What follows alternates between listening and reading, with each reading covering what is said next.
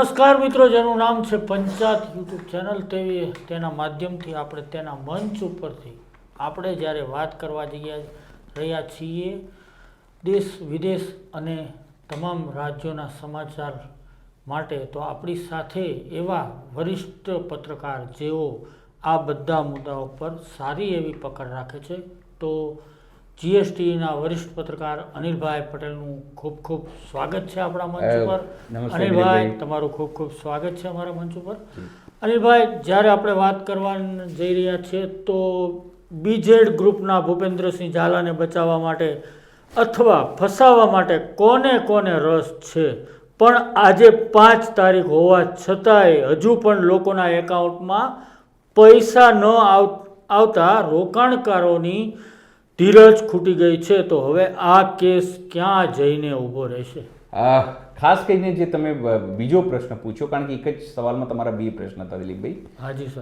બીજો પ્રશ્ન જવાબ આપું તો સ્વાભાવિક છે કે દર મહિનાની 5 તારીખે તમામના ખાતામાં, હવે કેટલા ખાતા ધારકો છે આપણને ખબર નથી, એટલે કેટલા ઇન્વેસ્ટરો છે હજુ પોલીસ શોધી શકી નથી, પણ મોટા મોટી એક હિસાબ કે છે કે દર મહિને કમસે કમ 700-800 લોકોને કદાચ પૈસા જતા હશે, અથવા એનાથી પણ વધારે મોટા પૈસાની વાત આમ તો હજારો લોકો હશે, નાનાથી લઈને માટે. એક બેંક અધિકારી જોડે જ્યારે વાત થઈ, એણે કીધું કે 3 દિવસ અમે ત્યાં લોકલ બેંકની વાત કરું છું, કહેતા હતા 3 દિવસ ખાલી અમે આ એક ગ્રુપનું જ પૈસા જે ટ્રાન્સફર કરતા હતા.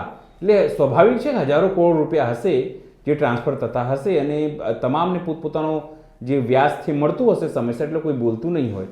હવે આ જે 5 તારીખ છે અને 5 તારીખે હજુ સુધી કોઈના ખાતામાં 1 રૂપિયાની પણ ગઈ નથી. તમામને કહેવામાં આવ્યું છે, તમામને ત્યાં સૂચના આપવામાં આવી છે, તમામને મેસેજ વહેતા થયા છે કે જે પણ ફરિયાદ કરશે એને 1 કાણી પાણી પણ મળવાનું નથી. એટલે તમામ લોકો ચૂપ રહો એવી વાત કહેવામાં આવી છે. બિલકુલ બિલકુલ પોલીસને પણ એ વાતની ખબર છે. પોલીસે એવું કીધું છે કે હવે જે લોકો અફવા ફેલાઈ રહ્યા છે, જે વાત કરી રહ્યા છે, એ તમામ જગ્યાએ જે છે વાત થઈ રહી છે, તો જે પણ આવો અફવા ફેલાવશે એને વિરુદ્ધમાં અમે એફઆઈઆર કરીશું. પણ હજુ સુધી માત્ર 3-4 લોકો વિરુદ્ધ, જે લોકો એની સાથે સંકળાયેલા હતા સીધા અથવા આડકતરી રીતે, તે કોઈને હજુ સુધી પકડવામાં આવ્યા નથી. સૌથી મોટી વાત, આપણા રાજ્ય કક્ષાના મંત્રી છે, એમના દીકરો સીધી રીતે એમાં પાર્ટનર છે, ભાજપના કેટલાક લોકો એની અંદર ટ્રસ્ટથી માંડીને બધી જગ્યાએ પાર્ટનર દેખાઈ રહ્યા છે, પણ કોઈને પણ હજુ સુધી અરેસ્ટ કરવામાં આવ્યા નથી, સિવાય એજન્ટ જે મયુર છે એ સિવાય, જે મયુર દરજી છે એના સિવાય બીજો સીધી રીતે કોઈ ઝડપાયા નથી. બાકી નાના મોટા 5-7 લોકો ઝડપાયા છે. સવાલ એ છે કે હવે ભૂપેન્દ્રસિંહ ઝાલાને ફસાવવામાં કોને રસ હતો? તો સ્વાભાવિક છે ભાજપનું એક જૂથ છે જે સ્થાનિક લેવલે, જેમને આ રસ હતો કે એને કઈ રીતે પાડી દેવામાં આવે, કારણ કે તેનું વર્ચસ્વ, કારણ કે પૈસા ધીમે ધીમે એની પાસે આવતા હતા, પૈસાના જોરે એ ધીમે ધીમે ભાજપમાં એનું વર્ચસ્વ વધતો હતો. કાલે જે રીતે કોંગ્રેસે પોતાનો જે આરોપ લગાવ્યો, આરોપમાં એણે શું કીધું? એ જ વસ્તુ કીધી કે આ ચંદો આપતો હતો, એની પાસેથી ધીમે ધીમે તમામ વસ્તુ થતા. જો બેંકોની વાત કરો, એમાં કોલેજોની સ્કૂલોની વાત કરો, શૈક્ષણિક સંસ્થાઓની વાત કરો, ફાઇનાન્શિયલ ઇન્સ્ટિટ્યૂટની વાત કરીએ, જમીનોમાં રોકાણની વાત કરો, બિલ્ડિંગ કન્સ્ટ્રક્શનની વાત કરો, સાબરકાંઠા, ઉત્તર ગુજરાત, વડોદરા, વલસાડ, કોઈ એવી જગ્યા બાકી નથી જ્યાં એ પોતાનું એક્સપાન્શન નહોતો કરતો. શું તો એમને એમ તો નહીં થતું હોય? કોઈનું તો મહેરબાની હશે કે તંત્રની ખબર નહીં, અચાનક એવું તો શું થયું અને કોના નામી આ પત્રથી આ તમામ પ્રકારની વસ્તુઓ થઈને છેલ્લા 15 દિવસથી આપણે હોહા કરી રહ્યા છે કે આટલો મોટો કૌભાંડ, આટલું મોટી રોજ સાહેબ અલગ આવે છે. રોજ તમે જુઓ છાપાઓ, મીડિયા જાતે જજમેન્ટલ થઈ ગઈ છે. જી સર. હજુ સુધી પોલીસ તરફથી સ્પષ્ટપણે કોઈ આંકડો આવ્યો નથી. 6000 કરોડ. તો આ 6000 કરોડનો આંકડો આવ્યો ક્યાંથી? એક છાપાએ છાપ્યું હતું 20000 કરોડ રૂપિયા. તો 20000 રૂપિયા કરોડ આવ્યા ક્યાંથી?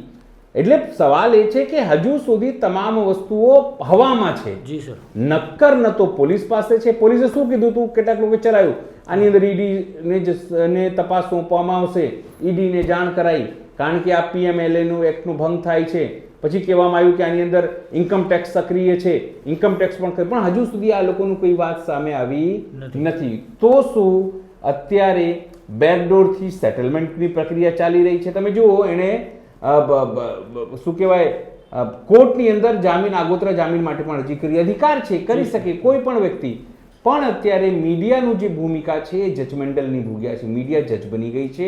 આપણે એવું નથી કહેતા ભૂપેન્દ્રસિંહે શું કર્યું, કેવી રીતે કર્યું, લોકોને છેતર્યા, પણ હજુ સુધી કોઈ સિંગલ ફરિયાદ આવી નહોતી, કોઈ FIR આવી નથી. ધીમે ધીમે તમામ વસ્તુઓ, પણ આજે 5 તારીખ થઈ, હવે લોકોના એકાઉન્ટમાં પૈસા નથી ગયા, તો હવે ધીમે ધીમે આ તમામ વસ્તુઓ અટકશે.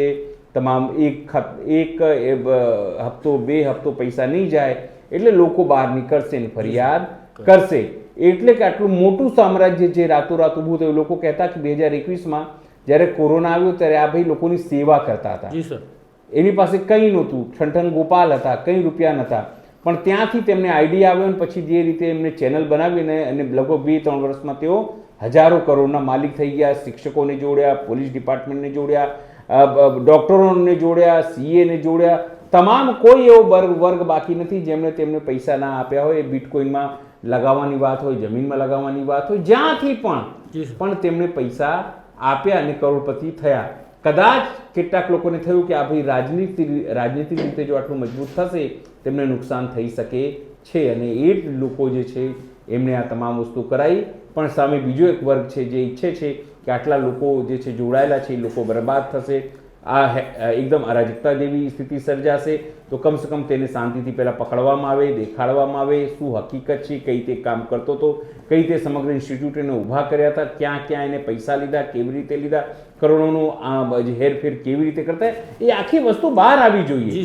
જો એ વ્યક્તિ બહાર આવે, પકડાય, તો ઘણા બધા લોકોના કચ્ચા ચિઠ્ઠા ખુલવાની સંભાવના છે.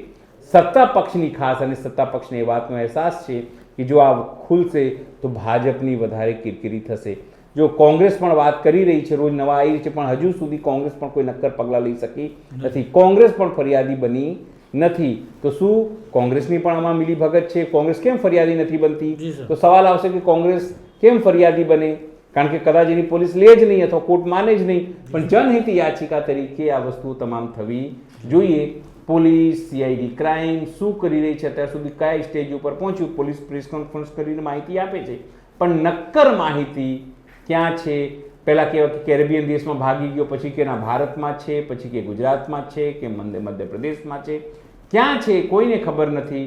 જ્યાં સુધી હવે ભૂપેન્દ્રસિંહ ઝાલા ન પકડાય ત્યાં સુધી આપણે કોઈ પણ પ્રકારનું આપણે વલણ બાંધીએ કે કોઈ પણ પ્રકારનું એવરેજ બાંધીએ કે માનસિકતા બાંધી લઈએ કે માપદંડો કે આવું જ છે કે આવું જ છે, એવું એ સ્વીકાર્ય નથી. અને લોકોએ પણ જાણવાની અત્યારે જરૂરી છે કે આ સ્કેમ આખું કેવી રીતે થતું હતું. પોલીસે પણ એમાં સચોટ માહિતી લાવવાની જરૂર છે, પણ પોલીસ પાસે અપેક્ષા આપણે રાખીએ, કારણ કે રાખી શકીએ અને પોલીસ કઈ રીતે કામ કરે છે આપણને ખબર છે.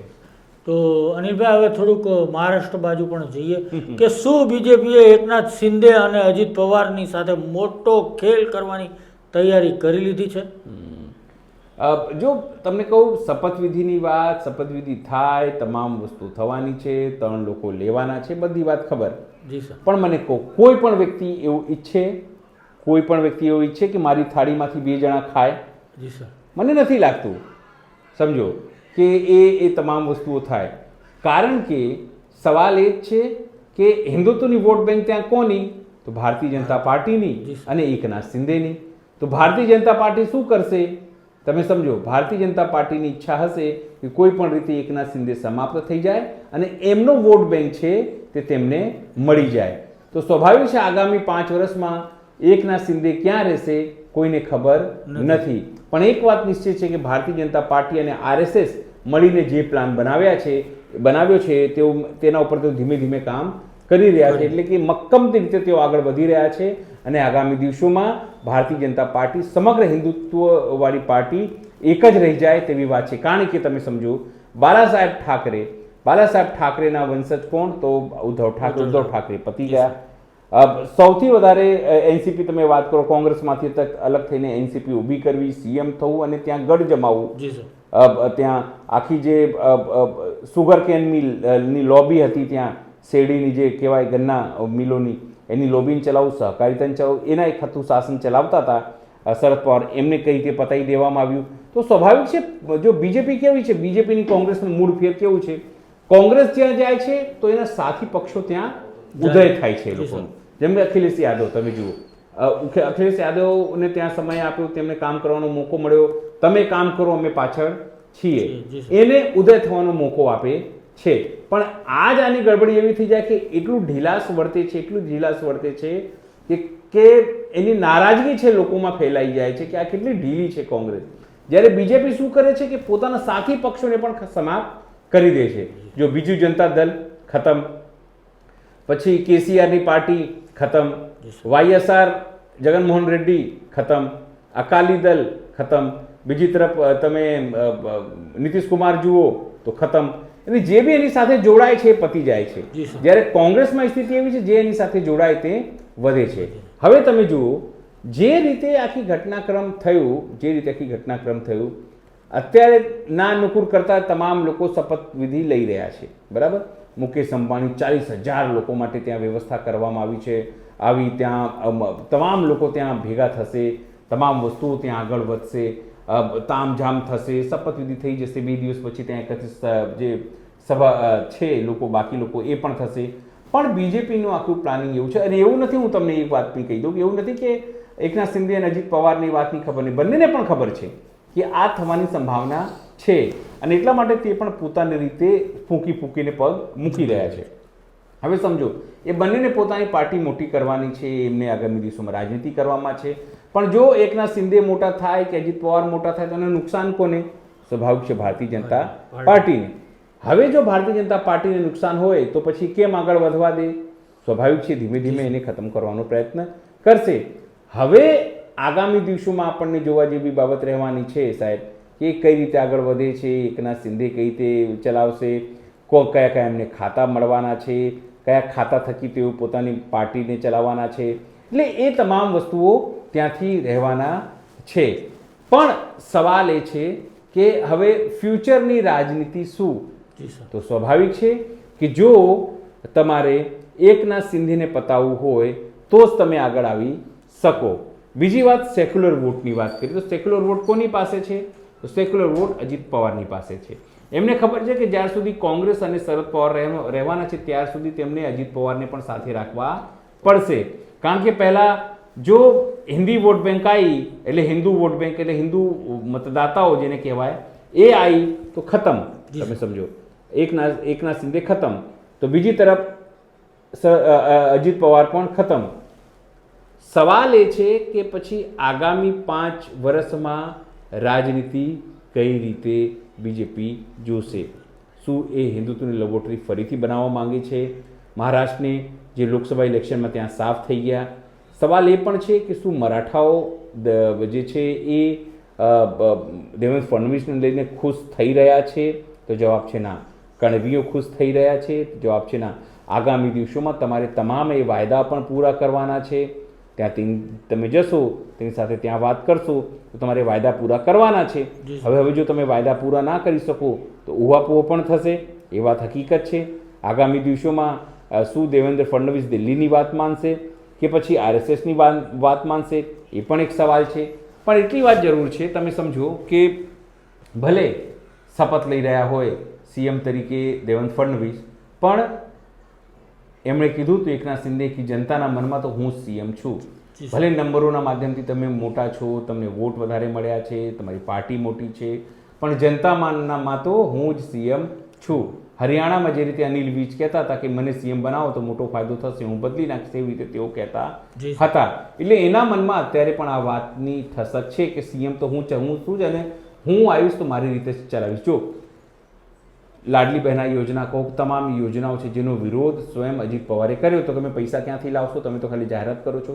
છતાં જીત મળી છે, એના ચહેરા ઉપર મળી છે. એટલે તમે જોજો આગામી દિવસોમાં 2 થી 3 પાવર સેન્ટર હંમેશા સર્જાશે. અને દિલ્હી પણ ખુશ થશે કે હવે દેવેન્દ્ર ફડણવીસ કહેતા હતા કે અમને બનાવો, અને આરએસએસ પણ કીધું હતું, લો હવે બનાવી દીધું અમે, હવે તમે સરકાર સારી રીતે ચલાવો. એટલે શપથવિધિ આજે તો થઈ ગઈ છે, પણ શપથવિધિ પછીનું જે પ્લાન છે એ ખૂબ જ ખતરનાક, ખૂબ જ ખોફનાક અને એક લાંબા ગાળાનું જે શું કહેવાય એ જે આખું બનાવવામાં આવ્યું છે આખું પ્લાન, એ પ્લાન એક્ઝિક્યુશન કઈ રીતે થાય છે, એમાં કયા કેટલા ટાંકા લાગે છે ઓપરેશનમાં, કોને સોઈ લાગવામાં આવે છે, કેટલું બ્લડ નીકળે છે, કેટલું શું થાય છે, એ બધું આગામી દિવસોમાં જોવા જેવી બાબત રહેવાની છે. તો અનિલભાઈ આગળનો સવાલ એવો છે કે દેશના ઉપરાષ્ટ્રપતિ જગદીપ ધનખડે અચાનક ખેડૂતના મામલાને લઈને મોદી સરકારને કેમ ઘેરી લીધા? સૌથી પહેલાં તો જ્યારે જગદીપ ધનખડની વાત સામે આવી અને એમને કીધું કે આપણો દેશ વિશ્વમાં સૌથી આગળ પડતો થઈ રહ્યો છે, છતાં આપણો ખેડૂતને કેમ આંદોલન કરવાની ફરજ પડી રહી છે, આપણો ખેડૂતની સ્થિતિ કેમ છે, એટલે પહેલાં તો હું પણ ચોંકી ગયો એ વિડીયો. એટલે જે રીતે જગદીપ ધનખડને તેમના જે લોકોએ કીધું કે તમારે કાલ ઉઠીને સમાજમાં જવાનું છે, તો પછી એમણે આ સ્ટેન્ડ લીધું કે સરકારને, મોદી સરકારને, કારણ કે ખેડૂતોની લડાઈ આજથી નથી. જો સવાલ એ થાય છે કે જો અત્યારે કેમ બોલ્યા, જ્યારે ખેડૂતો 700-750 ખેડૂતો 3 કાયદાના વિરુદ્ધમાં આંદોલન કર્યું એમણે, અને તેમ પણ એ તેઓ ના બોલ્યા.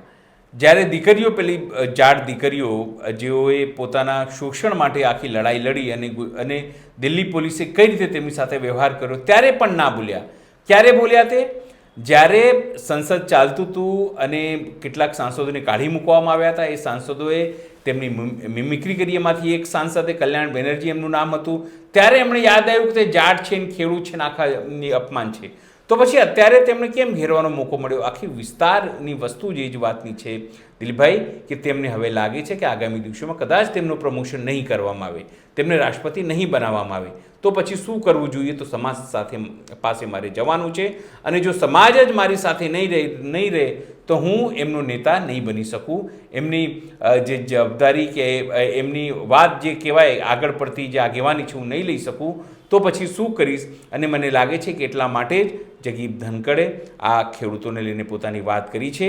પણ કેટલાક લોકો કહે છે કે એમણે બેલેન્સ કરવાની વાત કરી છે. કાલ ઉઠીને એમાં શું રિપ્લિકેશન આવે છે સરકારી વિભાગમાં, બીજેપીમાં, કોંગ્રેસમાં કે બીજી રીતે ખેડૂતોમાં એમની શું કેવી સારી છાપ બને છે, એ તમામ વસ્તુને લઈને લોકો આને અત્યારે જોઈ રહ્યા છે. જી સર. અનિલભાઈ, છેલ્લો સવાલ એવો છે કે રાહુલ ગાંધીને સંભલ જતા રોકવા માટે મોદી સરકારે શું મુશ્કેલી ઊભી થઈ શકે? જો ખાસ કરીને રાહુલ ગાંધીએ જે પોતાની વાત કરી, આની સાથે તમે રાહુલ ગાંધીને એકલાને ના જોડો, તમે આની સાથે ઉત્તર પ્રદેશની રાજનીતિને જોડો, તમે યોગી આદિત્યનાથને જોડો, તમે હિન્દુ મુસ્લિમની રાજનીતિને જોડો, અને ખાસ કરીને ઉત્તર પ્રદેશની રાજનીતિમાં જે 2027ની ચૂંટણી છે એને લઈને જોડો. કારણ કે યોગી આદિત્યનાથે આજે જ કીધું કે જે પેટર્ન સંભલમાં થયું એ જ પેટર્ન બાંગ્લાદેશમાં જે હિન્દુ ઉપર અત્યાચાર થઈ રહ્યું છે એની સાથે તેઓ જોડે છે. કેટલાક મીડિયાવાળા જે છે એ મીડિયા જે છે એ જોડે છે કોની સાથે? તો એ જોડી રહ્યા છે પાકિસ્તાન કનેક્શન. તો સવાલ આપણા મનમાં ન થાય કે જો પાકિસ્તાન કનેક્શન હોય અને પાકિસ્તાન અત્યારે પણ અહીંયા બધું કરાવી શકતું હોય, તો પછી પ્રધાનમંત્રી નરેન્દ્ર મોદીને રાજીનામું કેમ ના આપી દેવું જોઈએ? કેમ અમિત શાહને રાજીનામું આપવું ન દેવું જોઈએ? કેમ રાજનાથ સિંહને તમે રાજીનામું આપવું ન જોઈએ? અને સૌથી મોટી વાત કે કેમ યોગી આદિત્યનાથને રાજીનામું ન આપી દેવી જોઈએ? જો આ જ વસ્તુ કરાવી શકતા હોય તો તેઓ માત્ર ભડકાવાની રાજનીતિ કરે છે. તમે સમજો અત્યારે શું થઈ રહ્યું છે? સંસદમાં વિપક્ષને નહીં બોલવા દેવાના, બહાર આવે તો સંભલ નહીં જવા દેવાના, એમને અટકાવવાના, સામાન્ય ખેડૂતો જ્યારે આવવા માંગતા હોય તો નહીં બોલવાના. આપણે સાબરમતી પિક્ચર જોઈશું. જો લોકો મોકપોલ કરવા માંગતા હોય બેલેટથી, એને તમારે નહીં બોલવા દેવાના. સામાન્ય લોકોને નહીં બોલવા દેવાના, વિરોધ પ્રદર્શન નહીં કરવા દેવાના. કોઈ બોલે તો એની સામે પોલીસ કેસ કરવાના, એને જેલમાં ઠૂસી દેવાનું. કોઈ તમારા ખિલાફ અવાજ ઉપાડે તો તમારી જે દલ્લા ગેંગ છે, જે આઈટી સેલ છે, એ સક્રિય થઈ જાય અને એને કરે. જો કોઈ જજો બોલે તો લોકો કહે છે કે જસ્ટિસ લોયા જેવી તેની હાલત થાય. અધિકારી બોલે તો એને સાઇડ ટ્રેક કરી દેવામાં આવે. મંત્રી બોલે તો કોઈ વિપક્ષનો નેતા બોલે તો ઈડી સીબીઆઈને લગાવી દેવામાં આવે. એટલે કોઈને પણ બોલવા દેવાની વાત નથી. અત્યારે જો તમારી જાણ માટે કીધું, અત્યારે શપથવિધિ થઈ. કોની થઈ? તો મહારાષ્ટ્રમાં આપણે દેવેન્દ્ર ફડણવીસની થઈ. અત્યારે સ્થિતિ શું છે? અત્યારે એવું કહેવામાં આવી રહ્યું છે મીડિયાના માધ્યમથી, જો કેવું મરાઠા લોકોની સામે આ ભાઈએ બધું દાવ રમ્યો અને આ આખરે સીએમ બની રહ્યો છે અને તમામ વસ્તુ કહી રહી છે. એટલે આ વસ્તુ જે છે એ તમે માની ચાલો કે દેશનું જે મિજાજ છે, કે દેશનું જે એક વલણ છે કે આગળ જઈને તમામ વસ્તુ કરવી, આગળ જઈને આગેવાની લેવી, કે એના મૂળ જે સ્વભાવ છે એ સ્વભાવથી વિપરીત કરવાનું બીજેપીની, આરએસએસની આ ટ્રીક છે. પણ એનો સૌથી મોટી નુકસાની આગામી દિવસોમાં તમને કહું કે લોકો આંદોલન કરશે, લોકો મશીનો લઈને આંદોલન કરશે, ખેડૂતો મહાઆંદોલન કરશે, એસટી એસસી ઓબીસી પોતાના અધિકારો માટે આંદોલન કરશે અને આ આંદોલનો છે મહાઆંદોલનનું રૂપ લઈ શકે છે. નિર્ભયા તમને યાદ હશે, મેં જોયું છે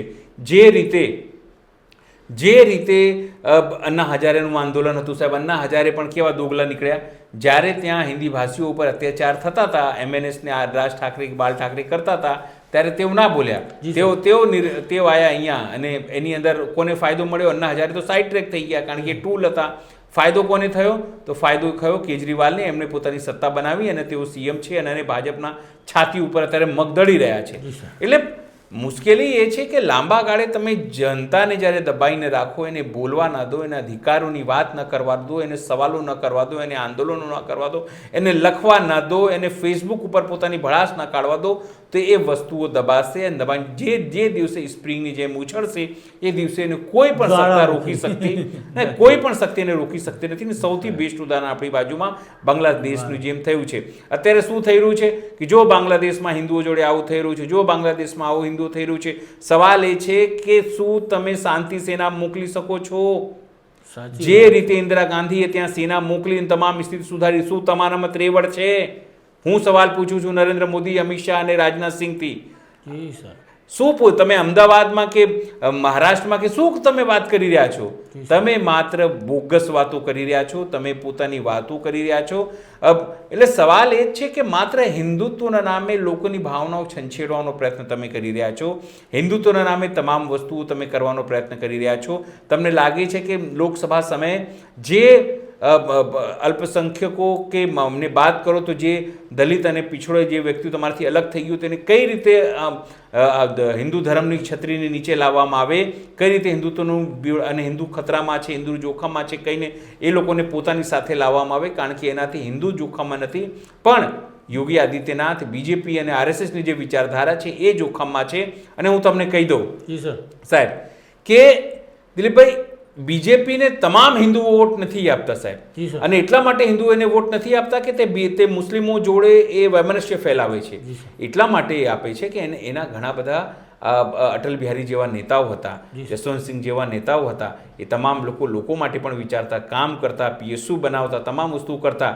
પણ જો આવું જ હોત કે મુસ્લિમોના વિરોધમાં જ મારે મત આપવાનું છે તો 400ની પાર એમની વોટ બેંકમાં 400ની પાર સીટો આવત, પણ નથી આવી, 240 આવી. એનો મતલબ સાફ છે કે લોકો સમજી રહ્યા છે કે આ સરકાર જે છે માત્ર હિન્દુત્વ નામે વોટ લેવા માંગે છે, ન તો તમારા હિન્દુઓને તે નોકરીમાં આપવા માંગે છે, ન તો એમની આવક વધી એના માટેના કોઈ પ્રયત્નો કરે છે.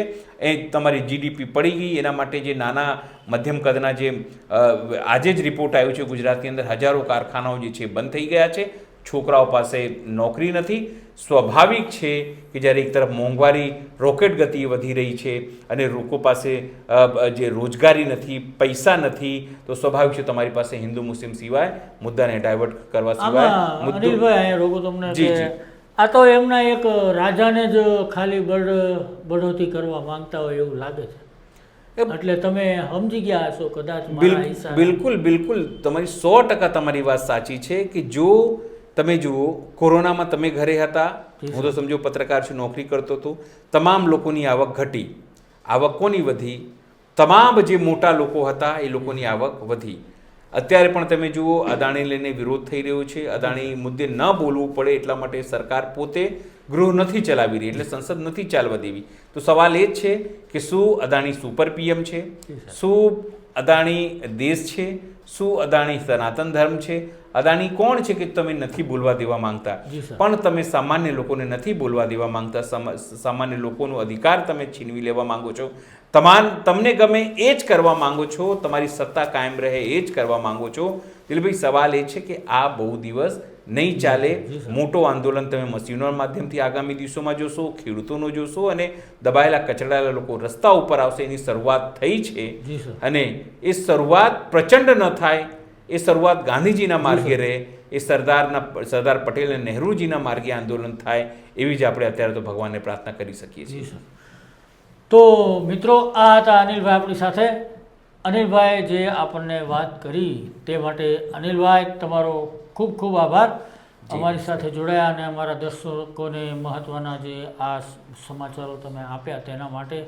તો મિત્રો, આપણી ચેનલ જોતા રહો, સબસ્ક્રાઈબ કરો અને નીચે બેલ બટન દબાવો. નમસ્કાર. નમસ્કાર.